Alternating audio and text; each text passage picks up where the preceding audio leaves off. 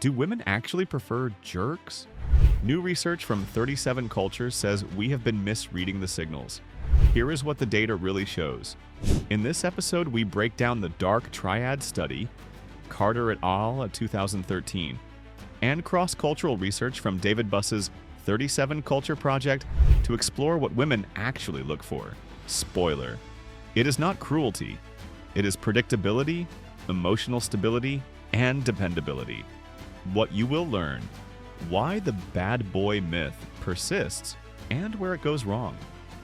The difference between fragile masculinity and real strength.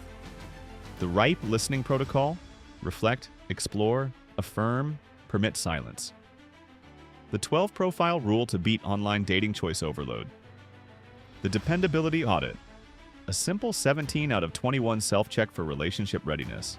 If you are tired of faking who you are to get attention, or tired of feeling confused about why relationships never seem to work, this is for you. We break down the science of attraction and connection, not to manipulate, but to understand. Because the only sustainable way to build real relationships is through authenticity, not performance. New episodes every Monday and Thursday at 3 p.m. EST. Subscribe and turn on notifications so you never miss the next videos. If this episode helped you, hit like and share it with a friend. Comment your story below. Your experience might be exactly what someone else needs to read. This content is for educational purposes and is not a substitute for professional therapy or relationship counseling. Do women actually like jerks? If you have spent 5 minutes on the internet, you have heard this claim. Pickup artists, alpha male gurus, red pill content creators, they all repeat some version of the same story. But what does the actual research say? In this episode, we are going to look at one of the most important dating studies nobody talks about, and the data might completely change how you see attraction. Most men feel trapped in a false choice. Either be the nice guy who finishes last or become the jerk who wins. Maybe you know this pattern. You swallow your needs, you avoid conflict. You think, if I am just good enough, she will notice me. And when she does not, you either resent her or you resent yourself. Then you look around and you see the so-called jerks. They are loud, they are confident, they seem to get attention without even trying. So you start to think, maybe that is what works. Maybe strength means domination. Maybe attraction needs a little bit of cruelty. But what if both of those paths are a trap? And the research shows a third option that almost nobody talks about. By the way, if you are new here, my name is Marcus. I have spent a lot of time reading the science on attraction, attachment, and relationships, so you do not have to. This channel, The Attraction Mind, is where we turn that research into tools you can actually use in real conversations, not just theory. Now let us break this myth down properly. In 2013, researchers at Durham University asked a simple question: are women attracted to the dark triad, narcissism, Machiavellianism, and psychopathy? They created 2 male characters with almost identical profiles. Same height, same build, same job, same basic description. One of them had clear dark triad traits: manipulative, entitled, emotionally cold. The other was neutral. Then they asked 128 women to rate how attractive each man seemed. The results looked clear. The dark triad character was rated as significantly more attractive. That headline spread fast online. People said, there it is, women like jerks. But that is not the full story, because the researchers went one step further. They asked, what exactly is driving this effect? They controlled for the big 5 personality traits: extroversion, agreeableness, conscientiousness, emotional stability, and openness. Once those normal personality factors were taken into account, the dark triad advantage disappeared completely. The so-called jerk was not seen as attractive because of his cruelty. He was seen as attractive because he seemed more extroverted and more emotionally stable. The confidence people were reading as danger was really just low anxiety. The charisma they were calling manipulation was mostly extroversion. This is a crucial distinction. It is not toxicity that pulls people in, it is predictability. One of the clearest pieces of evidence we have comes from David Buss and his colleagues. They asked over 10,000 people across 37 different cultures to rate partner qualities from 0 to 3, where 3 means absolutely essential. 2 traits sit right at the top of the list: dependable character and emotional stability. Why is that so powerful? Because emotionally unstable partners create huge costs. They demand constant reassurance. They are often jealous. They may be more likely to blow up, to cheat, or to become verbally and physically hurtful. Stable partners do the opposite. They free up emotional bandwidth. They make plans, they follow through. From an evolutionary perspective, that kind of predictability is worth far more than any short-term flash of dominance. Online, you are told that strength means control, that being a man means never bending, never listening, always leading. But what a lot of that content really describes is something closer to fragile masculinity.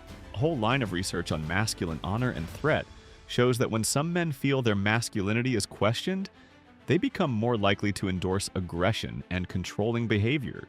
Not because they are truly strong, but because they feel unstable inside and are trying to cover it up. The secure man, what we can call communal strength, looks very different.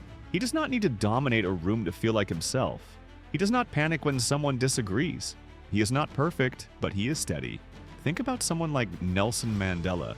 He led a nation, but he earned that position through years of consistency, service, and emotional discipline, not by shouting the loudest. The data from Buss's work lines up with that archetype. Across cultures, what stands out is not dominance for its own sake, but dependability under pressure. On the other side, there is the nice guy. Robert Glover spent decades working with men who could not understand why being nice left them lonely and resentful. His key insight was simple and brutal. Nice guys are not actually giving. They are trading. They do things so that they will be loved, not because it matches their truth. One of his case studies is Jason, a chiropractor. Jason would do the dishes, clean the kitchen, get the baby ready, and then feel angry and hurt when his wife did not respond with sex or extra affection. From the outside, it looked like kindness. Inside, it was a contract she had never agreed to. Relationship research on authenticity shows the same pattern again and again. People are very sensitive to what feels real and what feels like a performance. In online dating studies, many people admit to small changes in their profiles. A little less weight, a little more height, a slightly different age. But the big, bold lies are noticed quickly and create distrust. Covert contracts work the same way. On the surface, you are saying yes, you are helping, you are listening. Underneath, you are waiting for a specific payoff. Over time, that gap is felt. Most women will not be able to name it in the moment, but they feel it in their body as tension around you. So where does that leave us? The jerk performs dominance to hide his fear. The nice guy performs kindness to hide his neediness. Both are performances. The secure person does not need a mask. They respond to what is actually in front of them.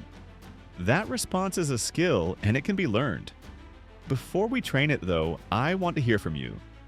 Have you ever felt like the nice guy who gets overlooked or found yourself acting harsher than you really are, just to get noticed? If you feel safe to share, put your story in the comments. You will be surprised how many people recognize themselves in it. Let us get practical. The first tool is called RIPE. That stands for Reflect, Explore, Affirm, and Permit Silence. It comes out of decades of work on what makes people feel understood. In one study, active listening was compared to simply giving advice or just saying things like, "I get it." The people who experienced genuine active listening reported feeling significantly more understood. That is the kind of interaction that opens people up instead of shutting them down. Here is how it works in a real conversation. Reflect means you put what you heard into your own words. For example, you might say, "So what I am hearing is that you felt completely dismissed when they ignored your idea. Did I get that right?" Explore means you ask open questions like, "What was that like for you?" Or, "What happened next?" Affirm is where you name the feeling in a simple way. "That sounds really frustrating," or "I can see why that would hurt." And then you permit silence. Instead of jumping in to fix it, you count to 7 in your head and let the moment breathe. That pause often does more than any advice. Second tool, the 12 profile rule. Online dating can exhaust your ability to see people clearly. When you swipe through dozens or hundreds of faces in one sitting, your brain starts treating real human beings like an endless list of options.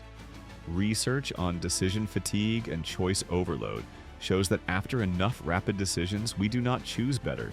We simply reject more. The 12 profile rule is one way to protect yourself from that. Here's the rule. In one session, you look at a maximum of 12 profiles. When you hit 12, you stop. You close the app, you give your brain at least 24 hours before you come back. It will feel uncomfortable. You will feel the pull to keep going. That is exactly why the limit matters. You are not punishing yourself. You are protecting your ability to see individuals instead of categories. So here's the bigger picture. Women are not secretly wishing for cruel men, and they are not deeply excited by a man who is kind on the surface but full of resentment underneath.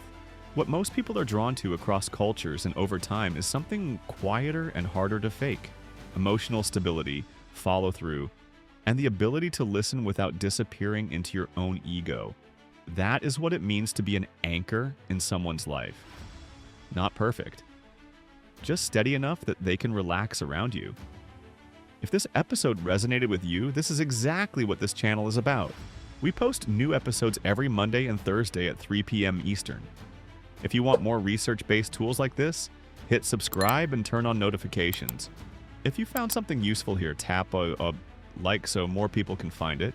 And if you're willing, share a part of your story in the comments. You never know who might feel a little less alone because you spoke up.